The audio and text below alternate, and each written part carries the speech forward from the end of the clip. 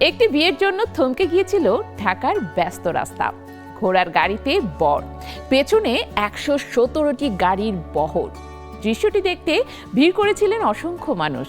সেই রাজকীয় আয়োজনের নায়ক নায়িকা ছিলেন ঢাকাই সিনেমার জনপ্রিয় জুটি মৌসুমী ও ওমর সানি। কি ছিল সেই স্মরণীয় বরযাত্রার পুরো গল্প? চলুন জেনে আসি।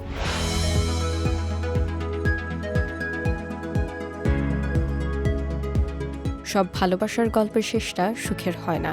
কখনো কখনো ভালোবাসা থেকেও বড় হয়ে ওঠে সময়, ভুল সিদ্ধান্ত আর ভাগ্যের নির্মম বাস্তবতা। ঠিক এমনই এক আবেগঘন গল্প নিয়ে আসছে ক্যাপিটাল ড্রামার নতুন নাটক আমার রাজ্যে তুমি।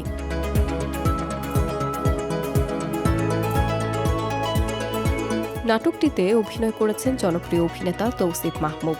তার সঙ্গে রয়েছেন কেয়া পায়েল ও মালাইকা চৌধুরী। পরিচালনা করেছেন মাশরিকুল আলম।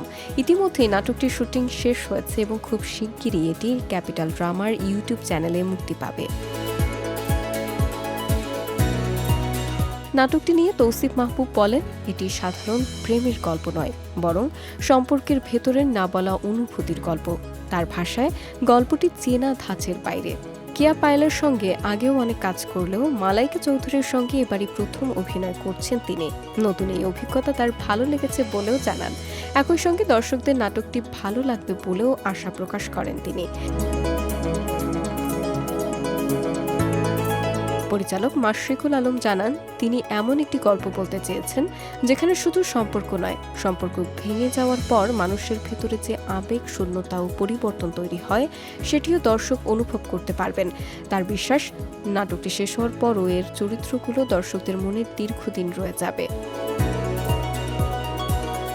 নাটকটির গল্পে উঠে এসেছে এমন কিছু মানুষের জীবন যারা একে অপরকে গভীরভাবে ভালোবাসলেও সময়, ভুল সিদ্ধান্ত ও ভাগ্যের কাছে শেষ পর্যন্ত পরাজিত হয়।